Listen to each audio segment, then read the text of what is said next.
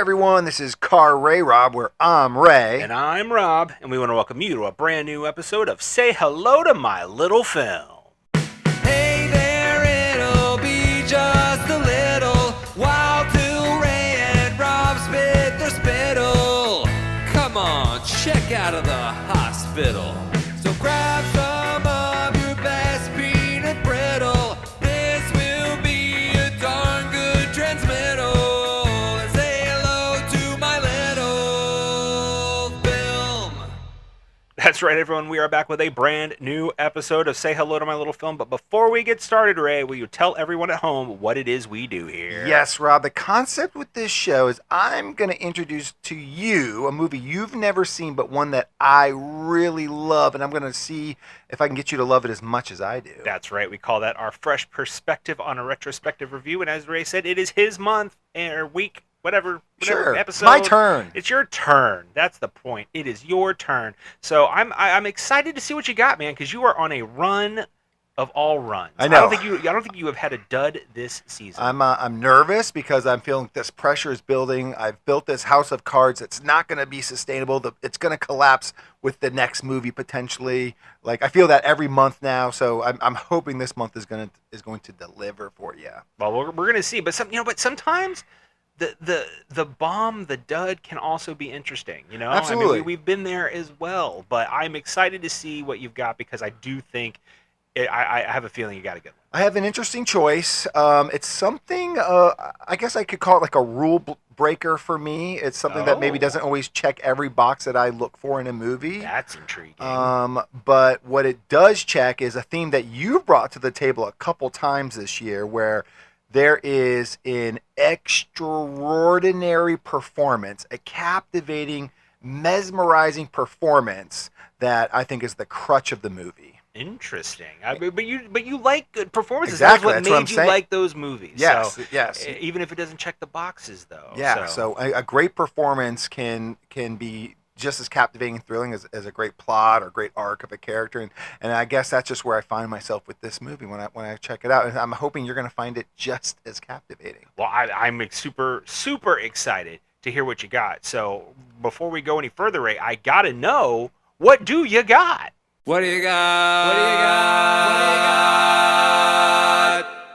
All right, Rob, well, what I got is the 2000 Australian film. You know I love Aussie movies. You do go across the pond quite a bit, I love actually. Australian stuff.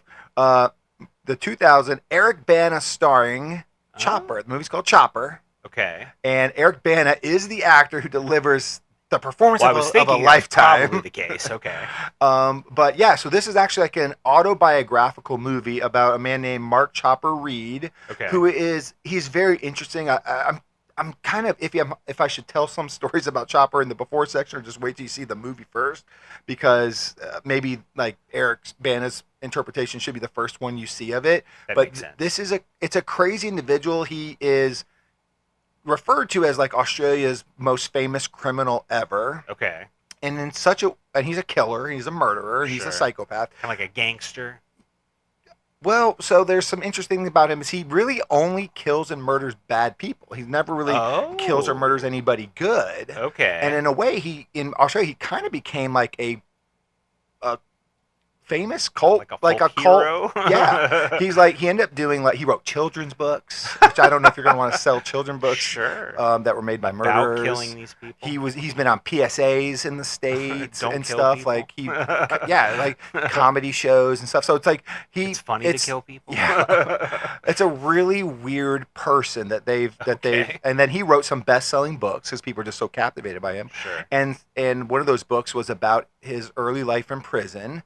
From his own notes and stuff. And then that's what Chopper the movie's based off of, this early life, like between 1975 and like 1990, like that time frame in his life before he really got famous. Sure. Before he got famous, just like kind of just what he was like back then. Okay. And it's crazy. Eric Bana is just, like I said already, delivers an absolutely lights out performance portraying this dude. Okay.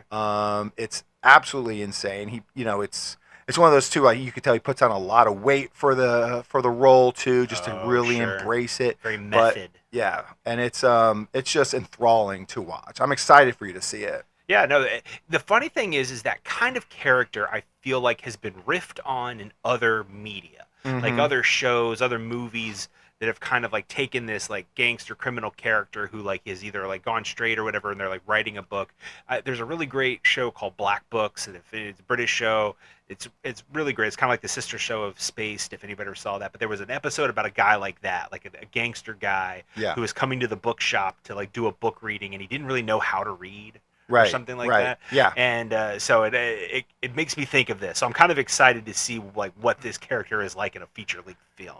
Yeah, it's different. Because it's one of those characters like he's one of those people who can't stay out of his own way. Right. He can't keep himself from getting trouble. He's not really a gangster. He's not in a gang. He's in bad circles because he needs money, and so he does drugs and stuff. So he's just always around people of criminal who have criminal. Persuasions. The underbelly of society. Yeah, and those are just the people that he has run-ins with and kills. He's very short-tempered, but he's very he's very dynamic person. Like he's a very engaging person. Sure. When he's not a psychopath, and so just kind of make sure that doesn't trigger. So I don't know. It's just I sometimes struggle. I guess that's why I would call it a rule breaker for me. Potentially, is I sometimes struggle with like autobiographical movies because like.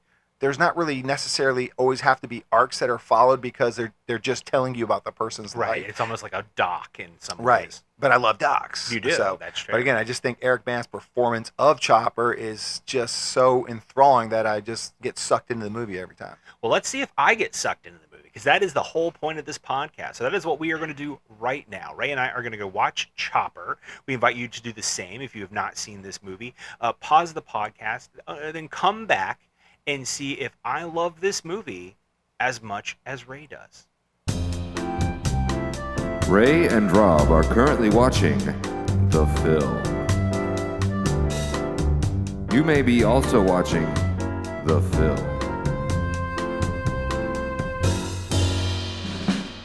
If you're not, then you're listening to me say that Ray and Rob are watching the film. They'll be right back when they're done watching the film.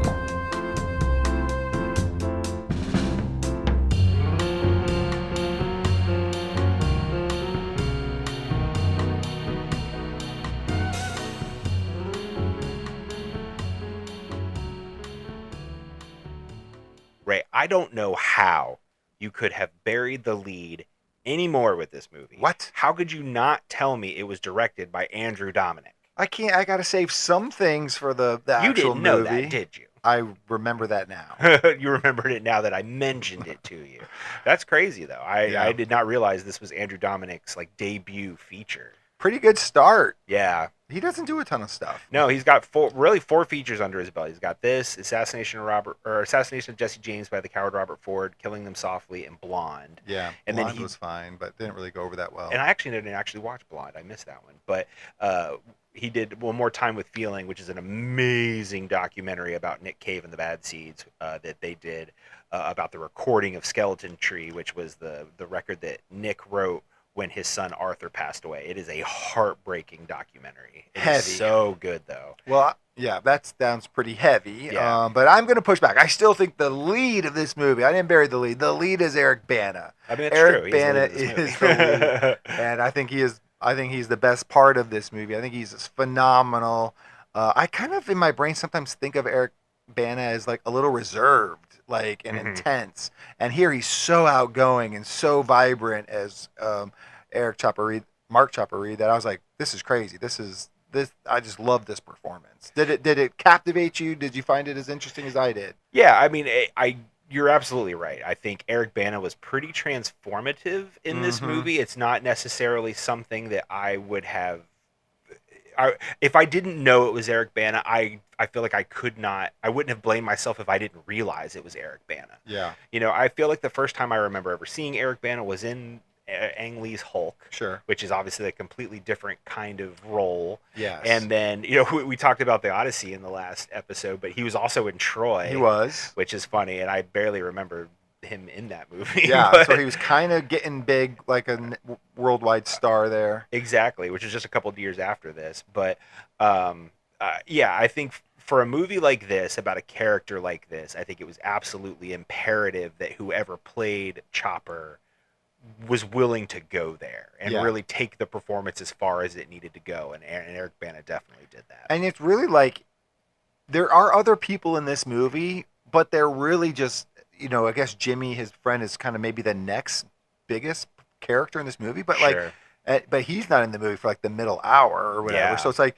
this is a movie almost purely about Eric Bana's character. Yeah. And, my notes for the cast, he's the only person I had written down, because I'm like, nobody else is really mentionable other than him. Like, so it's a big role, and it's a big responsibility for this movie to nail this part. Yeah. This character has to have this balance of feeling dangerous and likable and deplorable all at the same time. And I somehow feel like Eric Bana does that. Yeah, I think he is able to kind of play that almost anti-hero-esque type character. But there are some times when he does take it too far. You know, for sure. I think about like when the middle portion when he's out of jail and he goes to his girlfriend's house. Oh, and yeah. breaks in and basically beats the crap out of her and her mom. Yeah. I mean, it's that in and of itself is like almost, that's disqualifying. You know Oh, what yeah, I mean? you're not So, a good person. yeah, at that point, there's really no coming back for him. But I do agree that he has that kind of magnetism where you're just like, almost not so much that you like him, you just want to know what he's getting ready to do next. Yeah, and he's one of those characters, and this character exists in tons of movies where it's like they can't stay out of their own way. Like they're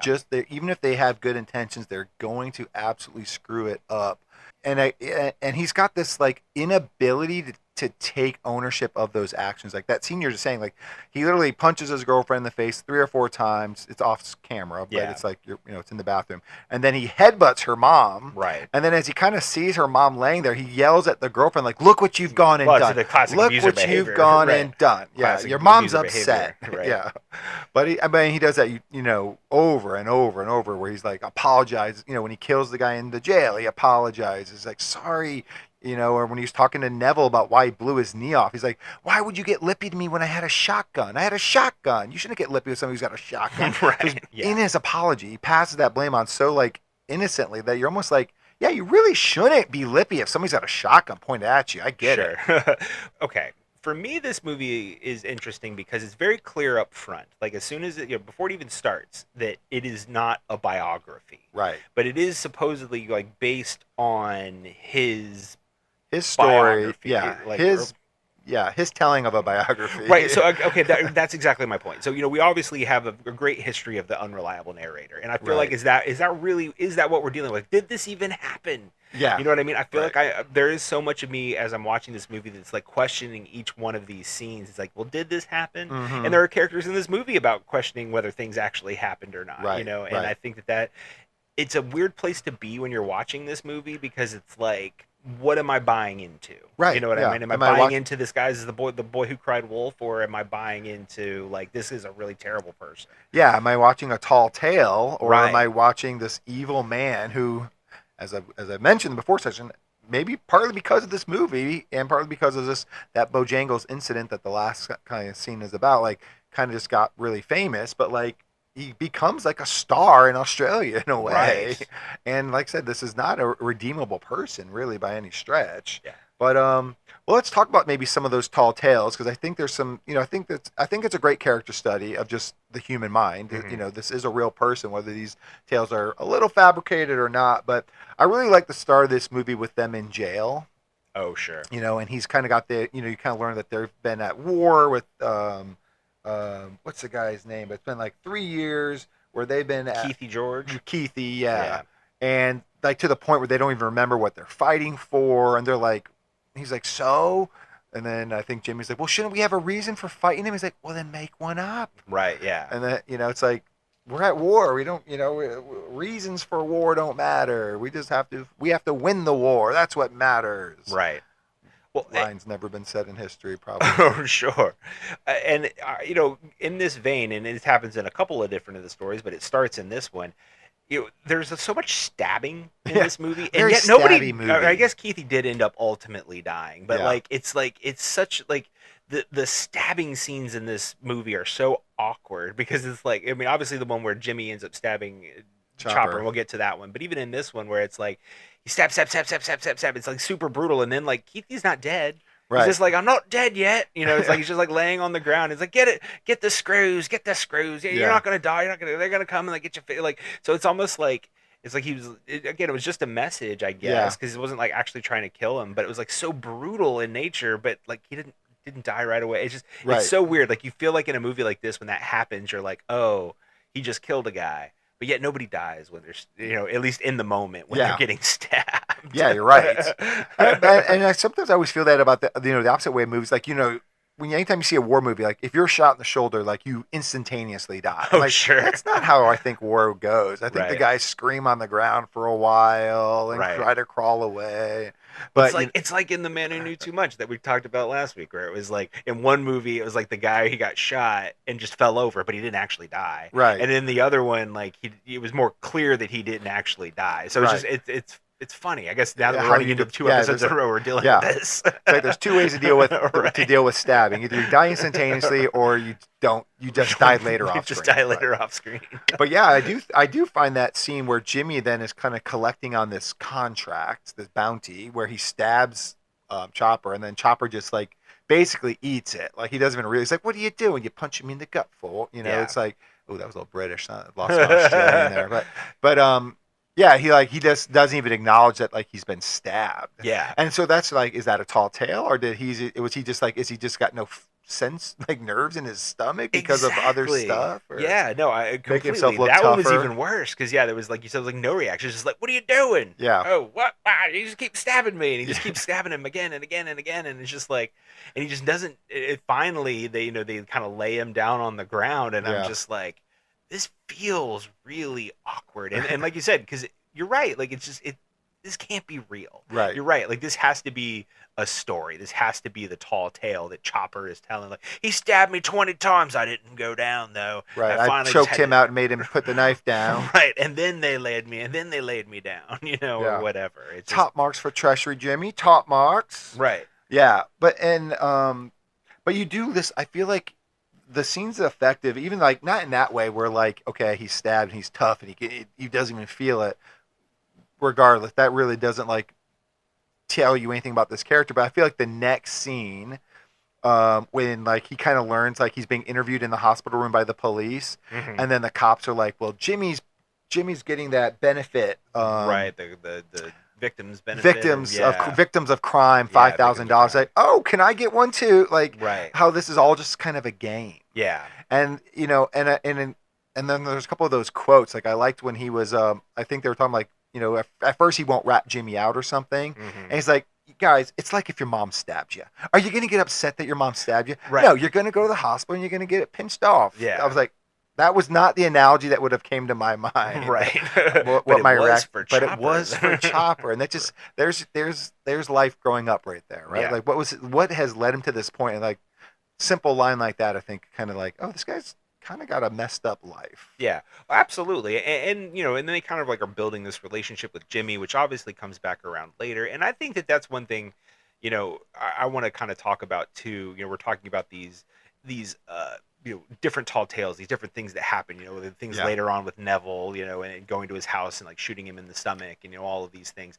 And so they're making this movie, Andrew Dominick decided, okay, I'm going to make this movie about Chopper for, whatever reason, whatever he decides to do. And he's like, okay, I'm picking, these specific moments, it's a 90-minute movie. It's not super long, but you're kind of moving through this guy's life for, roughly about 15 years, I feel like is where they're going. It's not Womb to the Tomb or anything like that, but it's a good chunk. So I guess for me, I was kind of, I did find it a little hard to kind of grasp onto time a little bit. And when is this? What's happening? And kind of figure out what the through line was. Because I do feel like, that scene was so good about setting up Chopper and Jimmy. And like, almost like setting up that like Jimmy was going to be the thing later on, especially once he gets out and he finds out like, oh, Jimmy's out, he's about and about, whatever, and all these things. It almost makes it feel like Jimmy's going to be like the big bad for him, quote unquote, and then when that scene finally comes around where Chopper goes to Jimmy's house because, he figures, oh, he's the one who's supposed to take me out because now he's got another contract on him and all of that.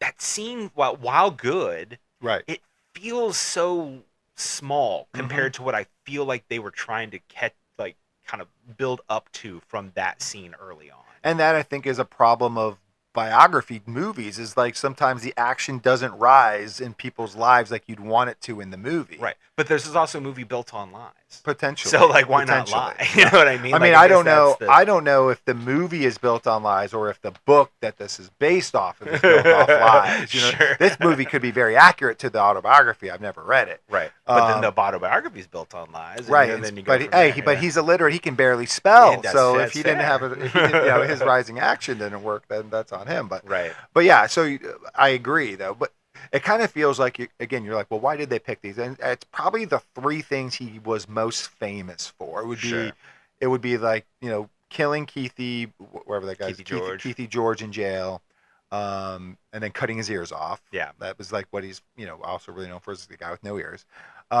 Then the shooting a guy and then driving him to the hospital, which he insists he didn't drive him to the hospital. He was in the car, but he was not the driver. But that was like the tall tale about him shooting a guy and then taking him to the hospital, which he rebutes, I guess. Yeah. And then the Bojangles thing. So it's like these are the three things that made him famous. Were any of them true? And what type of person should get famous off of these things? Yeah. Is kind of, I guess, how I feel like they structured the story. And again, does it necessarily rise in action? No. Yeah. But they're almost like just three little case studies. Like, do you believe this is a reliable narrator? Yeah. Make your they kind of wrap up in 30 minutes each. It's a 90-minute movie, much. so it's like a perfect 30-30-30, and it's like, which, again, especially for your debut feature, you're like, okay, how do I make this work? How do I make this work on this budget and all of that? And then making something that's period and all of that. So I get why Andrew Dominick probably kind of structured these things the way that they did for simplicity. Yeah. And then really, I'm sure in his mind was putting the entire film on the back of Eric Bana. Like, Eric Bana, you're selling this movie. Right. You have to sell this movie through this performance.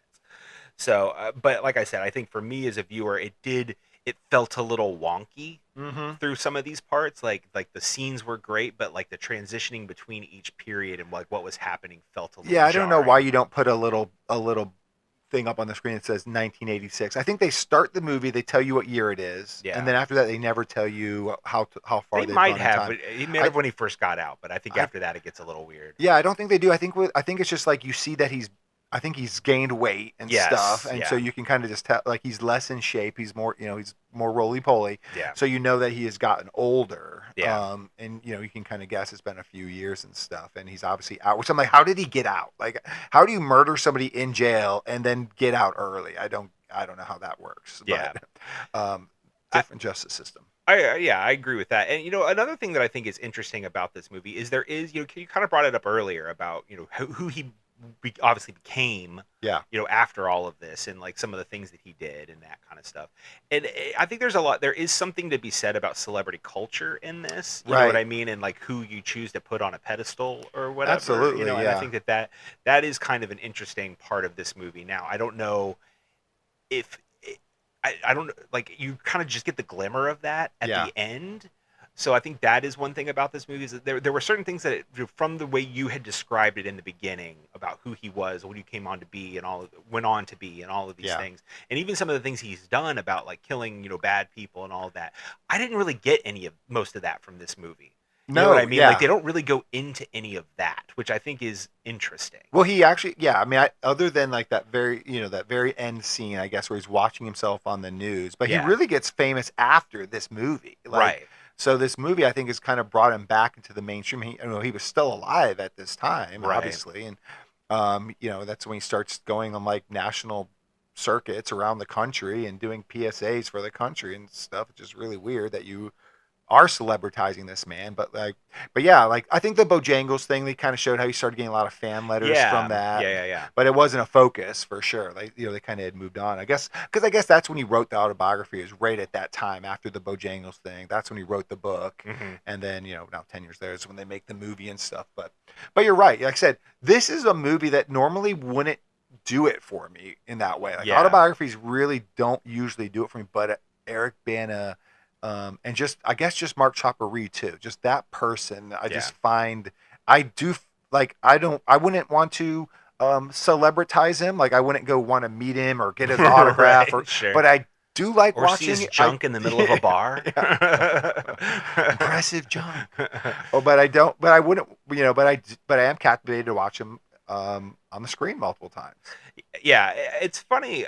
Like I see glimmers in of some of like the gangster movies, that kind of led up to this period. Like I see a little bit of Goodfellas in this movie. I see a little bit of Godfathers. You know what I mean? Where it's like, or it's like wannabe. And it's kind of funny how that culture permeates throughout popular culture throughout the world. Really. Yeah. So obviously, being an Australian film, this is something that as opposed to being like the Italian American mafia or something like that, it's it's a halfway across the world, and yet those tropes still kind of exist. The way that people carry themselves, the way that people act, and I felt like that a lot with Chopper, where you can kind of see him mirroring the mafia-esque type machismo, if you will, and then even some of the other dirtbag characters around him, like Neville Bartow and stuff like that. He's got a man with way too many chains, way too that many Mr. T chains. starter kit is maxed out. If he falls into the river, he is screwed. Yeah. He is going straight to the bottom. But I think it's just, so I do find that culture very interesting. But like I said, I feel like some of it felt more like a snapshot, where it was like, okay, I'm getting a little taste of it here, I'm getting a little taste of it there, and maybe it's length. Because like we said, it's 90 minutes. Right. If maybe this was a half hour longer, and we got to like permeate in this world a little bit more, it would have felt more. But like, I do wish I had a little bit more of some of these characters than what I got. Yeah, like I said, there isn't the other characters aren't really flushed out in any kind of way. Yeah. And in some ways I feel like it's Chopper is like so odd that it is like you need a lot of time to flush that out, but and he's kind of like on his own, like what I mean, like these are he's not a person that, like, at least that we see in this movie, that he doesn't ever try to like turn it around. Like he doesn't try to find a way out, like to find a different way to live, to really start a family life. Like he doesn't go through any of those trials and tribulations. He's just a dude who wants to commit crime, like not even wants to commit crime, but like only way he knows how to survive is through crime. Right. So like when he needs money, he doesn't try to get a job. That's when he goes to Neville's house and like apologizes and then just says, "Give me some of your money." Yeah. And like, "Well, what do you want to earn?" And he's like, "No, just give me some of your money." And then he shoots him for not doing it, Right. But and like I said, I just kind of I kind of feel like, and maybe I'll shoot, like, if you were going to judge, I guess, either Eric Bana's version of Chopper, right? Like right. When he goes to like a guy like Neville's house in that scene, and he starts off apologizing. He shot him in the leg 10 years ago. He's really sorry about that. Is there any genuineness in this character, or is it like does he start off genuine and then just snap? Is he one of those kind of guys, or was it all just a ploy? Like, I think that's where the balance is. I think it's mostly a ploy, like, because I mean the way that he showed up and he was very lurky and all of that, like, and that could just be his personality. But I do feel like there's more cunning in that, where he really and I think also part of it too was especially with the Neville character, is he like once he and Neville came to face in the bar. He clearly had something stuck in his craw about Neville. Right. It's even why he went back over to apologize to him again. Like, I don't think that was genuinely he wanted to apologize to him again. I think it was more like feeling him out or whatever. You know what I mean? Causing a scene, which is because ultimately leading it up to him pulling a gun in the bar anyway. So, and I think that's the thing with Chopper is he's. And you can make the argument that it's cunning because he wants fame, and they actually accused him of that multiple times in the movies. Like that's what was the George guy. They were like, you couldn't remember the game. His name, Mikey George, Keithy George. Sorry. No, I couldn't remember. Now you couldn't remember, and then I couldn't remember. But anyway, you can only remember his last name, and I can only remember his first name. Together we know the whole thing. Teamwork.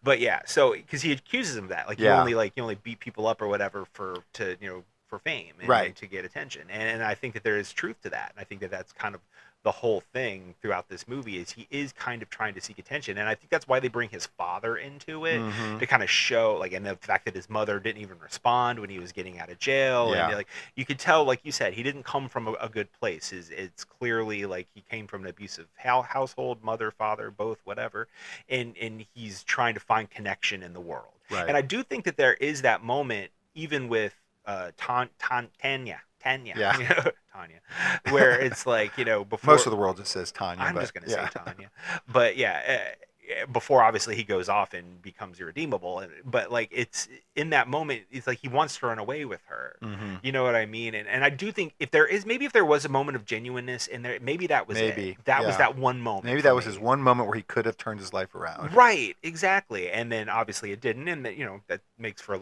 less interesting movie if he did, I suppose. But Yeah. you know what I'm saying? Like, I think after that and everything before that, everything really does fall into that. I'm trying to make a name for myself. Yeah, and he kind of says at the end, like, when he's watching himself on TV and he's so proud of himself, the way he's portrayed on TV. He looks smart, but tough. Yeah, Tough. right. Smart but tough. Yeah. And I wasn't stuttering; I was doing an impression.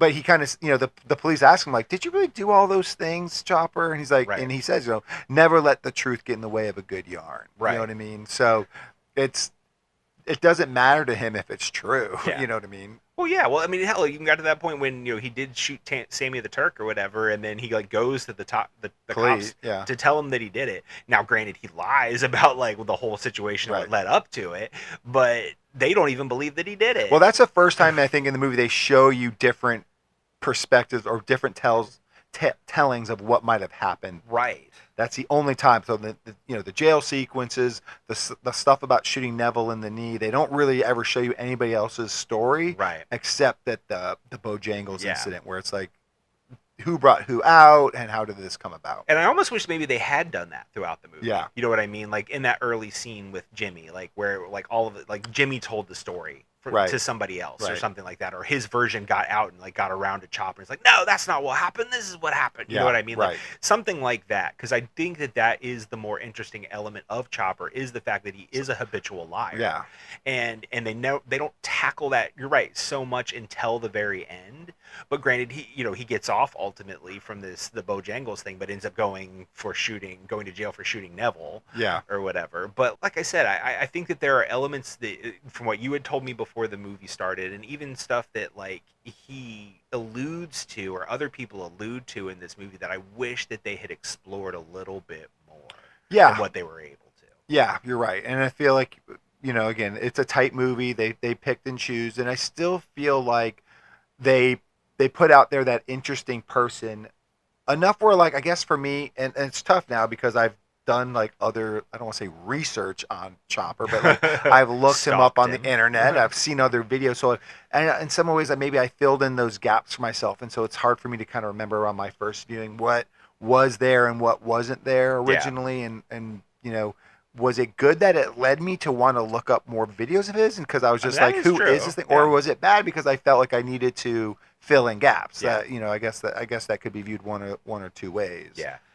One thing that I will say, and I mentioned in the very beginning of this, after watching the movie, that this was an Andrew Dominick film. I will say stylistically, I see a lot of those like an early version of Andrew Dominick in this movie. Like it feels like his debut feature. Like some of the stuff stylistically that they did that I thought was like super interesting.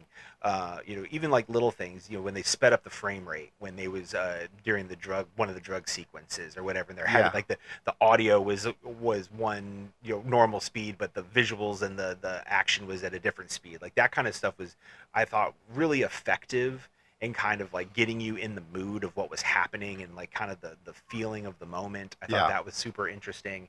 And some of the way that they shot the multiple versions at the end, I thought worked really well. And you can kind of see going forward, like I definitely see that in both the assassination of Jesse James and Killing Them Softly. Like I saw it in both of those, like little glimmers of stylistic stuff that he would use later on.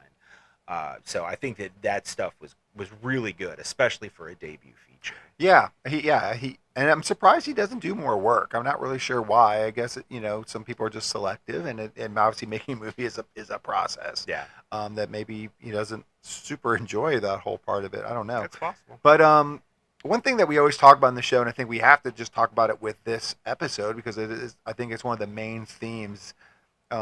We always talk about the perspective of the movie is kind of who you're going to view as the protagonist for a lot of the movie, or root for, or cheer for. Yes. And this movie would test that, you know what I mean? Like, or be the epitome of that, I guess, because in a lot of ways, Chopper is horrible, but Right. you know, again, this movie kind of made him even more famous than he was at the time, Yeah. um, and I find him to be captivating. I don't know if I find him to be like likable. Sure. How would you to kind of define like how our brain treats this character? I think with a character like this, captivating is probably more the right word than likable, Yeah. just because, like I said earlier, it's more about like what's he gonna do next. You know what How's I he mean? gonna Like, screw it up? right, or how's he gonna screw it up, or what crazy thing, what Yeah. antics is he gonna get up to? What's he gonna do next? Like, you know, that kind of thing. It's not so much like, oh, I condone what he's doing. It's more like it's like a train wreck when you can't look away. You Right, know, yeah. and I think some of that, like I said, goes back to like kind of celebrity culture worship and like kind of how we, as I guess a global society, considering this is an Australian film, Sure. but it's not that much different here. You know, where like sometimes you glom on to these people. You know what I Mhm. mean? Like these different, you know, people that are celebrities for bad reasons. Right. You know what I mean? And I think there's certain correction that's kind of happening now, but you know, I think, you know, you can't even make connections to people that are, you know, just like celebutainment kind of stuff that Yeah. happens here, reality TV. I think specifically reality TV. You Yeah. know what I mean? Because I think most of that is built around, you know, not great people. And so I think that that's probably why Chopper resonated with people. Yeah. And, you know, and again, like I think he that personality does kind of come across as a bit magnetic. Yeah. But you know, another element that you said, which again they didn't really go into in this, but you know, if this tale gets out there, I kind of see why people might glom onto him too. Is, you know, when he killed people, it was just bad people. Right. You know what I mean? And I Drug think dealers. You know. right? And I think that that's something that can't be overlooked. That, you know, we as a society are willing to overlook certain elements of a defective personality or whatever if we deem that whatever they're doing is good for, you know, the ends Yeah. justify the means. Sure, You know what I yeah. mean? Like, so in that situation, like, well, you're just killing bad people. Right. Like, well, okay. And like, if you know, believe in a justice system that isn't really functional, Right. you might be like, hey, this is, you know, exactly. saving us tax dollars. Sure, like the Robin Hood thing. Right. And like, so I think that that's kind of, you know, an interesting element to this that, like I said, I kind of wish they went into a little bit more. Yeah. But like you said, I guess this took place before he became really famous. I'm Right. sure that interview like is what kind of kicked him off, as Yeah. I'm guessing. So That and yeah, that whole Bojangles incident and that, yeah. right. So yeah. So but yeah, I think that for me, that's why people probably gravitated towards him as a person. I think too, like, you know, thinking again about that, the protagonist or the likability of the lead character. I think, you know, I do think of like kind of one of those last scenes before the Bojangles scene when he goes to Jimmy's house, and Jimmy's basically, his house is like a crack house apartment. Right. He's got a kid living in there with a doped up mom, and like, Right. so they're really showing that Jimmy is a horrible person too, or Yeah. just non-functional. But you know, like when Chopper goes in there, he's like really like fun with his daughter, like super trying to like engage her and like be like not come across as scary because he has no ears. You know, he's like hello, like almost maybe Right. too much. But Yeah. but he is there coming in like with a really high, nice personality. I'm like, I wonder if this is the real Chopper. And when he asked Jimmy, is there anything you should be telling me? If Jimmy told him in that moment, like, would the stuff have not gone off the rails? I think Like, you're probably right. Yeah. Because, I mean, I think you could have gotten that hint early on in the movie, too, like when Jimmy stabbed him. yeah, You know, because, I mean, like you said, in that hospital sequence, when he told him Jimmy was getting the victim's compensation or whatever, and, you know, he made a statement against him, and like in that moment, like you said, he wasn't gonna make a statement. You know, Right. like your mom stabs you, what are you gonna do? You're Yeah. gonna cry about it? No, you're gonna go to the you're gonna go to the hospital and get it pinched off. But like, so I actually do think that in that instance, if Jimmy had just fessed up to what would happen, they would have found some kind of common ground and moved forward. Which I do, like I said, I think that that's part of my issue with the last quarter of this movie is that scene, I think felt like it should have carried more weight than what it did. mm-hmm. And because I felt like they were kind of, you know, that incident with Jimmy was such a pivotal part of his life early on, and then when you get to this point, you're thinking, okay, this you know, him reconnecting with Jimmy, him coming face to face with him after all this time is going to be the other big thing, and then it doesn't. Yeah. You know what I Yeah. mean? Like, and I think that you know, I think it was an effective scene, Right. like I said earlier, but yeah, I mean, Yeah. I There don't know. really is like I guess there's two ways you could tell this movie, and you could tell the movie, you could tell the tale of Mark Chopper Reed as basically straight out of his basic autobiography, and it be a movie of tall tales. Yeah. And then you as the viewer are just deciphering the tall tales. Yeah. Or you could have, like, if you tried to make a real biography, like done more background knowledge and then tell a tale of a more complicated, potentially complicated character, and show him out on some lies, and maybe make him less of a leading man type character, and show him that he's, he says he's committed 19 murders, he's only committed 3, and he's not the big person that he says he is. Right. And exactly. you make the movie knock him down instead of like building him up. And I think, they told the tale, I think maybe the funner tale, but they told the movie as these 3 tall tales. Yeah. And that's one way to go. And like I said, I enjoy it, but it maybe does lead to like a less complicated Chopper. But I still found, like I said, I still think Eric Reed's portrayal is just magnetic. Why do I keep combining? I've said Marc Bana and I've said Eric. Yes, Chopper's or Eric Bana's portrayal magnetic. All right, Rob. So we've discussed this movie. Like I said in the before section, this is a movie that captivates me. I'm maybe sometimes even have a hard time captivating or explaining why, but I just think Eric Bana is great in this movie. I wanted you to see it, and then I gotta know, how did you like it overall? And do you love this movie as much as me, and would you recommend it? That is the point of the show. That is the point of the show. So there is a lot for me to like about this movie. Like you said, I like Andrew Dominick as a director. I've liked the movies he made after this.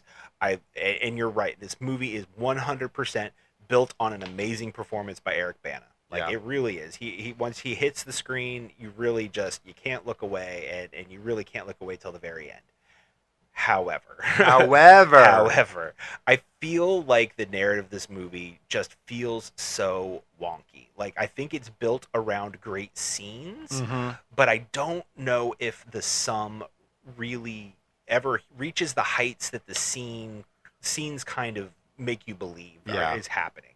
I think that Eric Bana really does carry this movie. I think nobody else in the movie, not that they're bad, right, but I never, maybe he overshadows them. Maybe they're just, trying to let him, eat, chew the scenery, and doesn't, so that he's the one selling this movie, so let him cook. His name's on the title, right? Like, maybe it's that, but I feel like there needed to be some people to truly play off of him in really great ways, and I don't know if that really ever happened.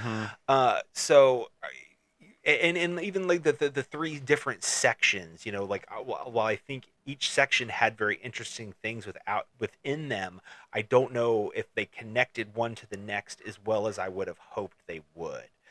And like I said, some of the stuff that he supposedly did or didn't do or whatever, and it wasn't really even talked about in this movie, for time, whatever reason, that could have come about.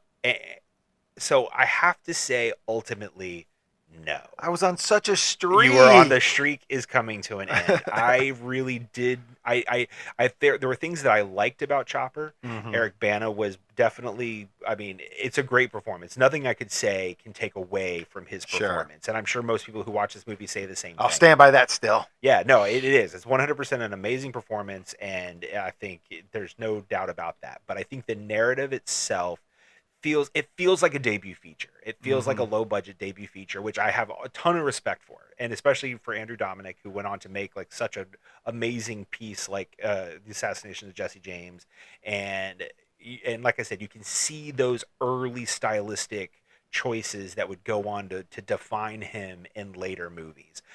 But should he pull a Hitchcock and redo this movie 20 years later? And and give it another half hour, yeah, maybe. You know what I mean? Like, I think that there could be some definite benefits to doing that, and like I said, I just think that for a character like Chopper, I think you needed a little bit more about him. You know what I mean? Like, this has felt like, look how crazy this guy is, right? And like, why? But why? And like, and I think that that's fine. You know what I mean? Like, there's definitely something to be said about stellar performances like this that really, like you said earlier, chew the scenery and make you grab you by the eyeballs and just make you watch, and that is a movie this is a movie like that. But again, the parts have to equal, the sum has to equal the parts. The parts have to equal the sum. I don't. Sure. You know what I'm usually saying? want the sum to be greater than the There parts. you go. I'm like, why am I'm missing a word here? And there it is. Exactly. The sum needs to be greater than the parts. And I don't know if it really gets to that point.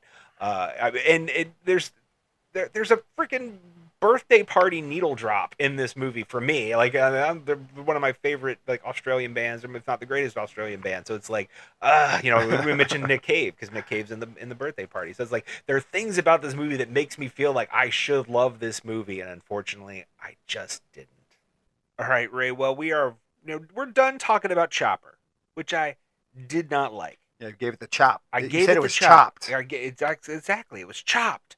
But you hit the wall with this. Yeah. So you got to make it up. You got to make it up to me now and tell me, what else have you been watching? Is there something else that you can recommend that I would like? I think I do. I think I have a couple of things. So one thing I want to talk about, a couple of things I think kind of find it interesting. I watched The Hawk, the new Will Ferrell show on Netflix. It's getting bashed. I kind of liked it. I actually thought it was pretty good. Like, some of it's definitely Will Ferrell humor, and maybe that's not for everybody anymore. But I thought there was more story there than it gets credit for. I don't know if people gave it enough a shot. It's got a really good cast. Like, Will Ferrell, I think, is classic Will Ferrell here. So maybe some of the best Will Ferrell that I think he's been in a while. Molly Shannon's fun. Jimmy Tatro from Vine fame. Like, I actually think he does okay in this, and I am not a fan of his at all. Fortune Feimster, I think's her name. She's really funny in this. I don't know. I think there was enough weaves, enough storylines, sub-storylines, family interactions where I thought this show, for a half-hour show, easy breezy show to get through, I thought it was way better. I guess it's up to like a 6.4 in IMDb. I think it's probably closer to a solid 7. So okay, I don't know. I liked it. I think people should check it out and give it a real shot. Okay. One show that really surprised me on Apple TV I watched was Star City.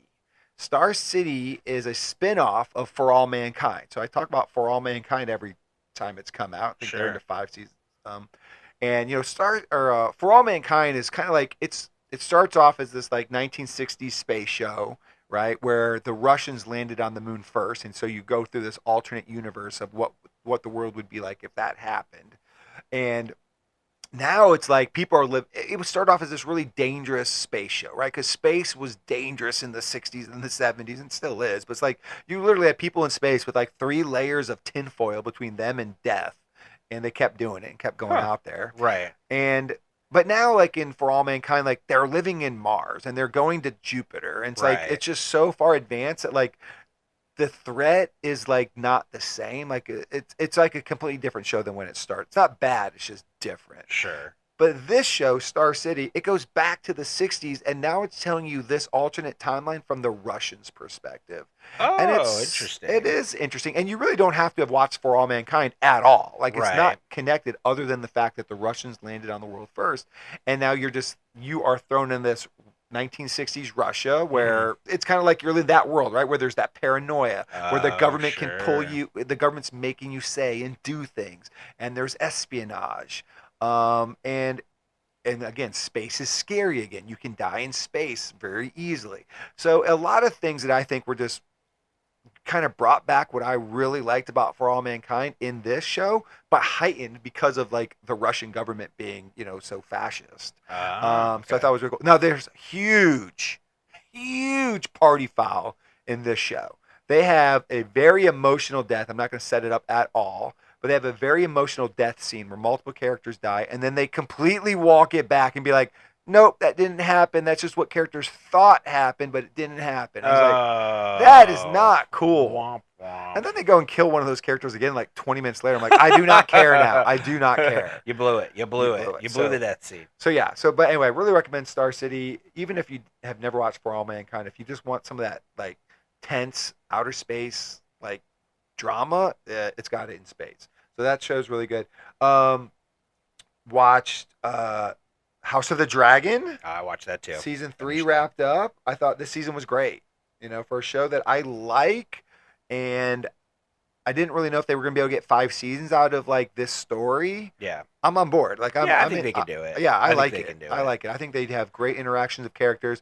It's not too bloated like Game of Thrones, No. but it is Game of Thronesy. Yeah, I was gonna say, still it's getting big. a little bit It's still worse big. now than it was in season 1. But I think it started they're out in a killing good people spot.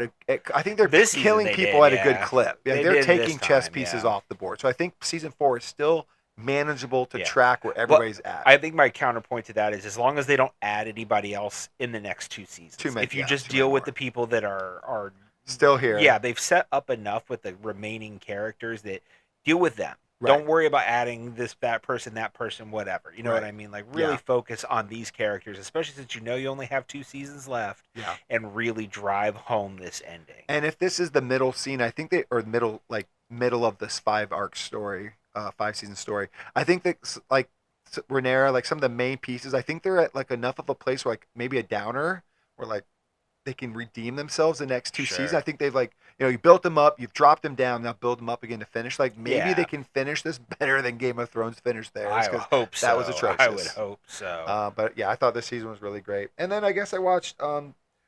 I think we talked about this every time it's come out. WWE Unreal. Watch that. Yep, I watched. I have season my same 3. complaints about the show. I think the show's getting faker and faker every season. I agree. I think they know what they're doing. They know how to use it. I mean, WWE in general, I think, is getting good at being able to manipulate people through social media, news, and all of that now. And I think this show is definitely becoming a part of that. Yeah, too bad they're just not good at actually using that info and creating interesting enough storylines. Sure. But yeah, so I think the show is a little fake. I think, and I don't think it ever delivered on what it really was supposed to do. Like, I don't Yeah. really think it gives you that behind the scenes of how the industry works. Right. I think it gives you some like wrestler profiles, which a lot of their docs already did anyway. Yeah. And they'll talk a little bit about how they structure matches, and there'll be a little bit about some of their like main stories that actually did work over this 6-month span. Yeah. But there's so much stuff that doesn't work, which Yeah. would be so interesting And to they talk do not about. talk about it. touch on the misses, like Yeah. that would be real. Yeah. And they just totally. I mean, I bypass guess that. they did talk a lot about the injuries in Sure. this one, and I think that kind of was fair. But and I think you could tell that there was some stuff that they were tap dancing around, since this one really did focus on the closeout of John Cena's retirement tour, and you could tell that there was some stuff that was going on that they didn't want to talk about, which I don't blame them. Yeah. But also, it did give me some respect for John Cena, more respect than maybe I have. Not that I didn't like John Cena, but just give me some more respect for him, because he really is a guy who he isn't afraid to take big swings, and Right. he really does try to think outside the box and like have a Yeah. little bit of an experimentation to his craft. Yeah. But it doesn't necessarily work. It doesn't mean it all the works. way, Yeah. all the time. But that's okay. Yeah. Because I don't know if it did work, but he Some of it really but- didn't at all. but I respect when somebody tells you what their vision was and be like, all right, well, I respect that you had that vision. Like, it Yeah. didn't work, but you took a chance. Yeah. I know he even said in season 2, it's like a 300-page book, and we're writing the last 2 pages. Like, how bad can we really screw up my career? And Right. in the scheme of things, he's right. Like, Oh yeah, no, it's this not last like that at these all. 5 Yeah. matches don't change anything. It's just they took a big swing and probably missed the mark on a couple of them. Definitely. But yeah, that's what I watched out. Feels like a bunch of stuff wrapped up, which was cool. What about you, Rob? You had a bunch of stuff you've been watching? Let's see. I finally got around to watching Cold Storage, which we'd been wanting to watch for a while. It stars Joe Keery from Stranger Things fame. Mhm. I really like him. Like, I really do. Like, Steve Harrington's arc was one of the better parts of Stranger Things. For sure. I think he just ended in a just really great place. I love Steve Harrington. And so, kind of seeing him do other things is cool. And so Cold Storage is a fun kind of an infection zombie-esque type movie, which is kind of cool. He plays a security guard at this night He's got too good a hair to be a security guard. It's not He's viable. got bad hair in this movie, Does which is he? really funny. But it's he plays a night security guard at a storage facility that was once a government facility. Sure. That's been converted, and this lethal fungus has been kept there in cold storage, but when the government moved out, they left it there because Yeah. they just I don't Forgot know, about I it. guess, yeah, they just Forgot left it about the there, most whatever. important project. Right, and obviously it gets loose and it kind of goes crazy and affects people, makes them kind of these zombie-esque type creatures, which, it's a pretty fun movie. Liam Neeson is in it, which is actually cool. I will say my only real issue with it is like the last act really everything that I feel like they were kind of building up to in the movie like doesn't necessarily deliver in the last Yeah. act, like in the in any real way. Like there's no real like apparent defeat or anything like that. Like it just kind of ends, and like even like some of the stuff like with Liam Neeson where he is like kind of a shady character, some of the stuff they kind of set up with him kind of just, oh well, it just kind of ends and you're like, okay, Move on. whatever, and it ends. And so, but it's a fun movie. It really does kind of, I feel like, try to capture like those kind of like late 90s kind of fast-paced actiony type movies, kind of like Go and stuff like that, Yeah. that kind of attitude a little bit. And they do it decently well. And like I said, Joe Keery's cool, and I like him, and I think that I like seeing him in things. Cool. Not mind blowing, but if you get a chance, check it out. Another thing that I watched was Nightborn, which is a Shudder original. Which you know how much I love Shudder, Right. and it stars You do. Rupert Grint, Ron Weasley, if you will, from Harry Potter. Not fair, Rob. It's it's fair. It's a horror movie that takes place in Finland, and he and his new wife named Sadie Harla. I know I butchered that, and I'm so sorry. Is that her real name or the name of the movie? No, that's her real name because Okay. she's Finnish, and she is fantastic in this movie. So that's why I feel so bad. But so this couple move out to the forest where she kind of grew up, where her grandmother lived, and they end up. Don't move into your fiance or wife's grandmother's house. It in the never middle of works the woods, out. in the middle of a Finnish forest, and they become pregnant and have a child, and there's something really wrong with this baby. And I don't want to go too much into it because I want Wasn't the people to last watch show it. he in about a bad baby? Kind of, yes. So that's fair, but it wasn't his, to be fair. But this one is, and so, but it's got that very like Finnish Northern European kind of vibe to it. Again, I'm trying not to give too much away, Sure. but it is a very interesting, I guess, take on motherhood and postpartum depression and things like that. So there's a lot of that kind of mixed into it. Stylistically, it's super cool. It has kind of a folkish horror kind of vibe to it. A lot of naturist type stuff. The house is really cool where they shoot it. The forest is great. Really good vibes. I think it ends pretty well too. So it's a movie that I would definitely recommend if you're a fan of horror movies. Maybe even for someone like you, Ray, who's not necessarily a fan of horror. I'm not. But it's actually pretty good But I because can be I swayed. think because it's a horror movie, but it's not and as well, like, and especially not in the vein of horror movies that you don't like. Right. It's not that. Let's see. The last thing that I'm going to talk about is The Burrows. Oh yes, on that's the Stranger Netflix. Things spinoff, or not the Stranger It's Things not a spinoff, spin-off, but but the it's Duffer made Brothers. by the Duffer Brothers. Yeah. Yes, And I actually really loved this show. I heard it was great. It's great. And Alfred Molina is, oh my God, so good in it. Gina Davis is in it, which when you don't get a lot of Gina Davis these days. true. So any amount that you I thought get. she was gone, like from acting, not from the world. No.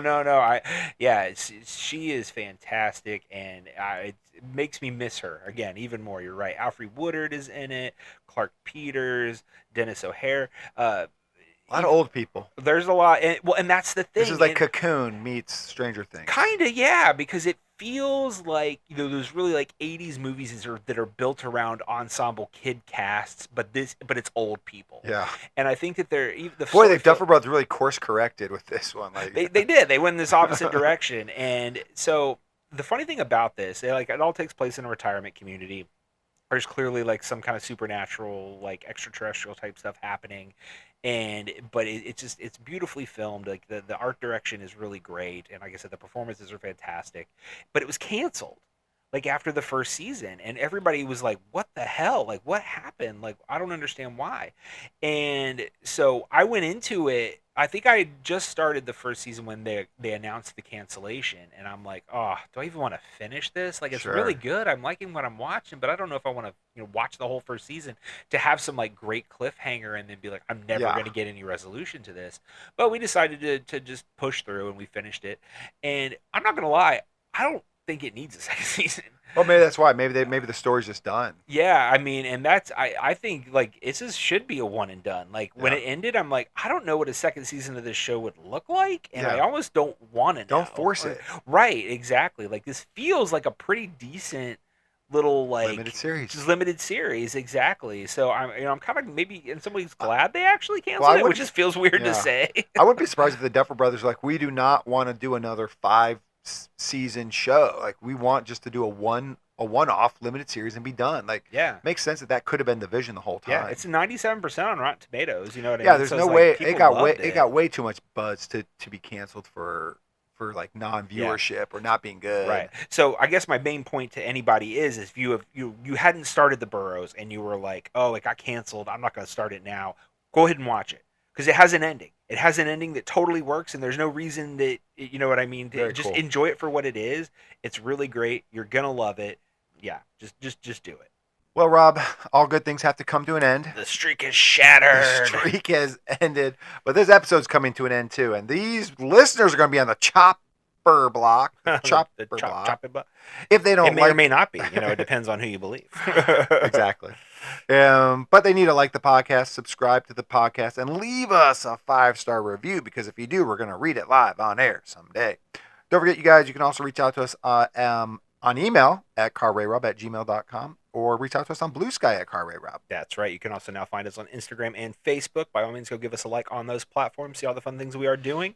If there is a comment section on whatever platform you are listening to us on, by all means, let us know what you thought of Chopper. Did you believe any of the crap that came out of his mouth? Something had to be believed. Something. I'm sure some of it was true.